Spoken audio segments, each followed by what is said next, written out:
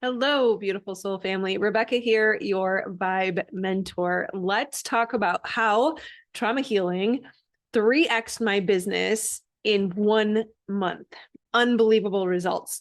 And also, I will sort of tag onto that the actual steps of manifestation that I have come to realize are necessary. We hear a lot of different instruction and it's sort of piecemeal. So I want to put it all together for you. So make sure you stick around for the 6, 7-ish steps that I have put together for you to help clarify how I got to this state. There was a time where I was managing $1 billion portfolio for a corporate company. And yet when I stepped out to try to start my own business, I couldn't seem to make it work.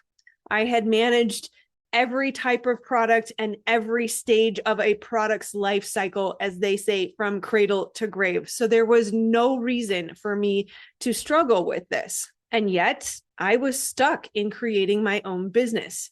I was trapped by fear, self-doubt, and playing small. And no matter how many strategies I tried, I could not break through. And trust me, I tried all of the strategies. I bought all of the programs. I studied everything and I learned quickly, but it still wasn't working. And then I discovered something that changed my entire life.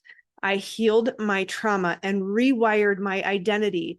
And within 1 month, my business tripled. I left a toxic relationship. I moved into my dream house and I watched money flowing in ways I never imagined possible. So if you've ever wondered why you're doing all of the right things, but you still feel stuck in scarcity, stick with me because today I'm going to show you how to shift into abundance fast. Here's the truth. It didn't happen overnight. There was a moment of culmination when everything came together, when all of that trauma healing added up.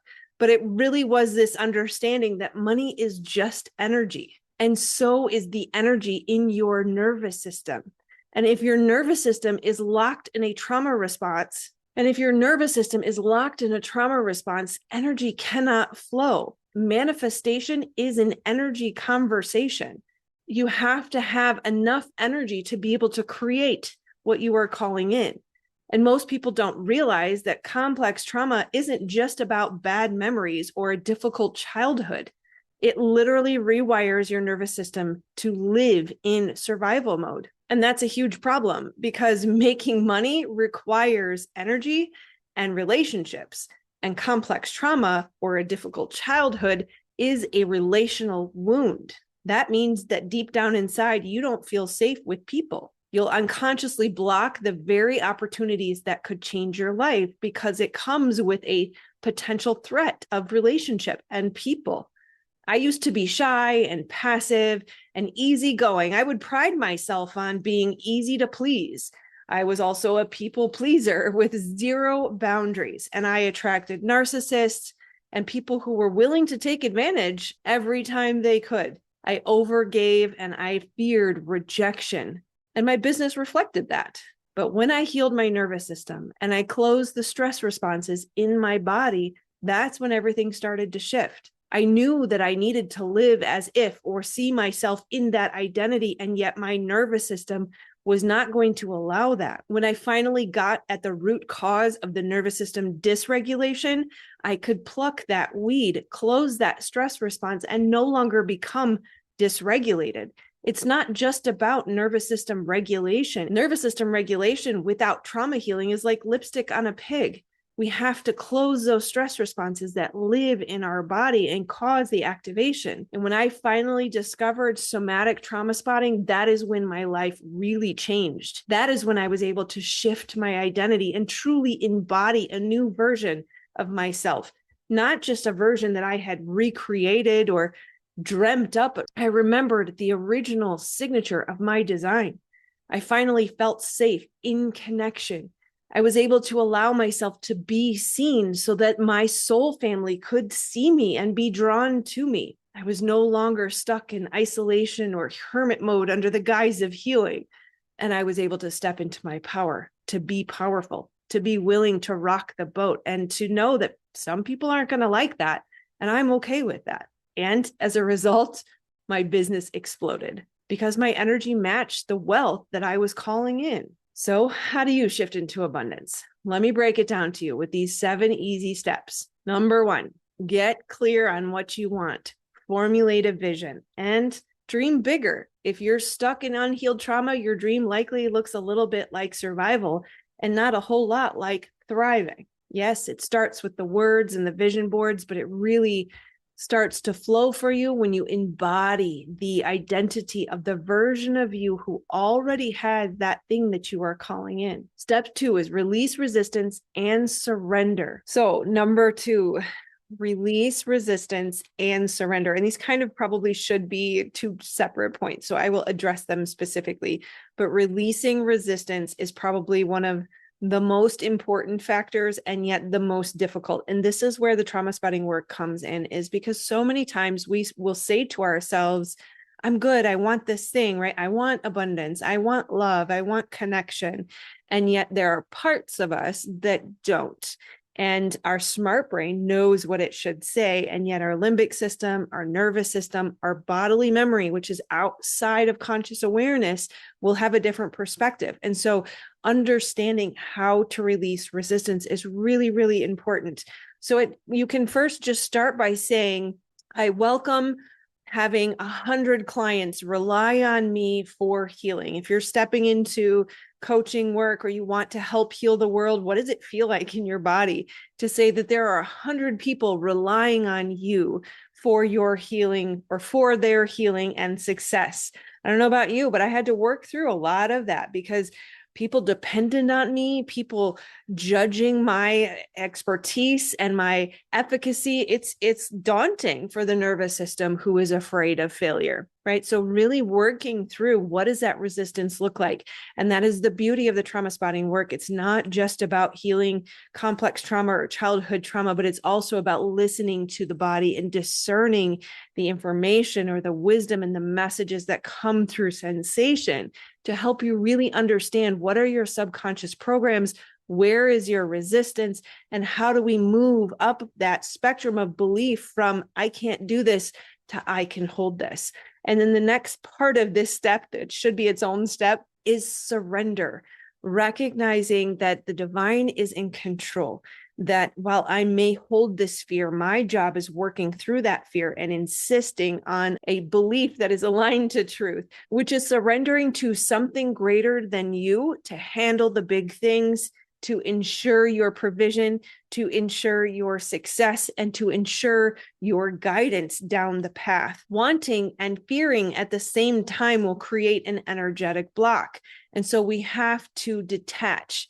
We have to be willing to give it over to the divine and trust ourselves in the process. And definitely stay tuned. Make sure you're subscribed, because I have another video on that discernment tool that is necessary to figure out when is it my role versus when is it the divine. We talk about co-creation and it kind of seems like 50-50, but sometimes it's 80-20 and sometimes it's 70-30 and sometimes it's 98-2. It really is a skill, and we have to have that discernment to be able to feel into what is being called for in each moment. So step 3, stay locked onto the reality where it happens, remembering that science has proven that all time exists now, layered like pancakes. So there is that highest self, that highest version of you that is fully self-actualized and living your dream that exists now. And so when you start to recite those affirmations that I am wealthy, I am healthy, I am loved, you can know that it is already done. It is already happening, but it is our job to anchor to that timeline, to anchor to that experience, to anchor to that reality, to anchor to that version of you, to embody that version of you. Remember, they've done studies where 2 groups of people were targeting a goal of becoming good basketball players, let's say. I don't remember the specifics of the study, but I'll give you the general gist. And one group imagined practicing and throwing basketballs, and the other group actually got out and physically practiced throwing basketballs, or shooting hoops, I guess is the proper way to say this. And it was to our surprise that the group that actually imagined it improved as much or more in some cases than the group that actually did it. The subconscious doesn't know the difference between the real and imagined.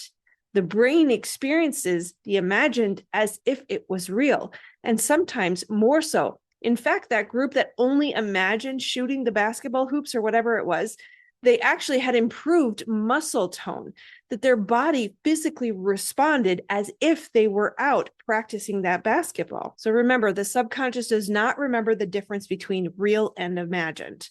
So that means that we can only feed it, this is my reality. This is who I am. This is what I believe. This is how I behave. This is how I act. This is how I move.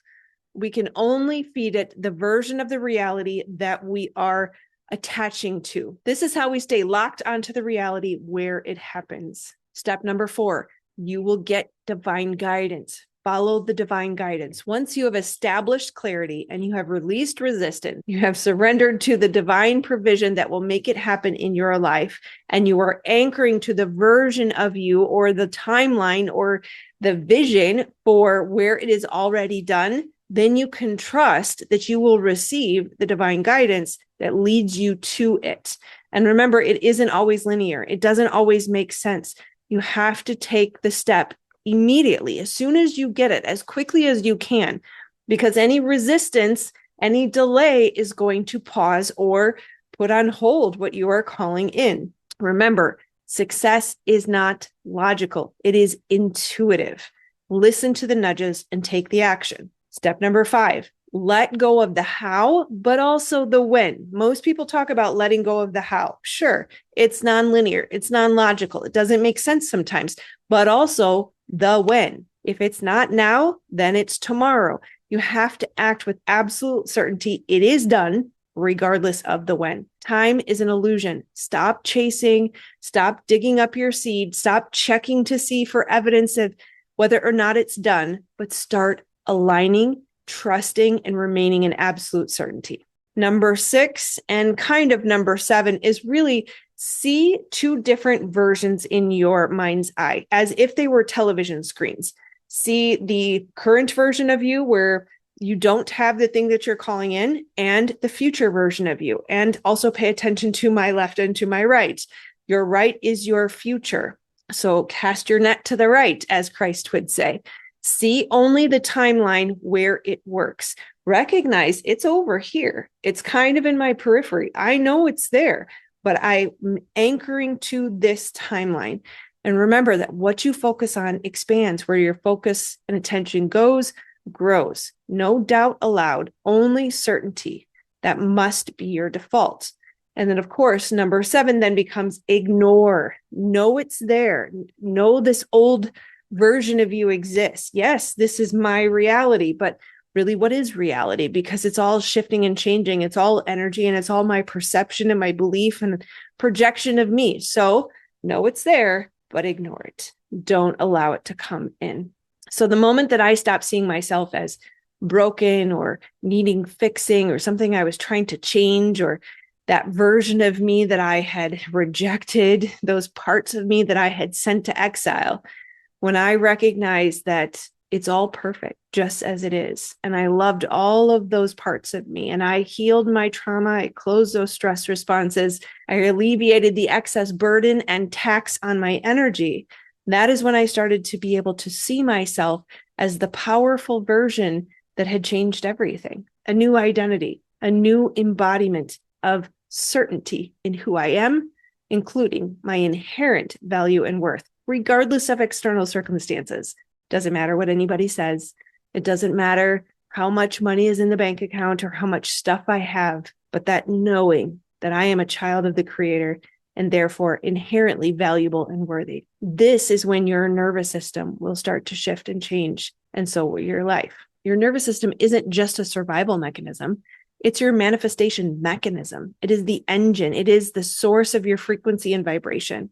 And when you heal it, you unlock infinite wealth, opportunity, flow, ease. The sky isn't even the limit. Remember, we do not chase, we attract. And I attract soulmate buyers, people who see my value, who are ready to invest and take action without hesitation. And you can do the same.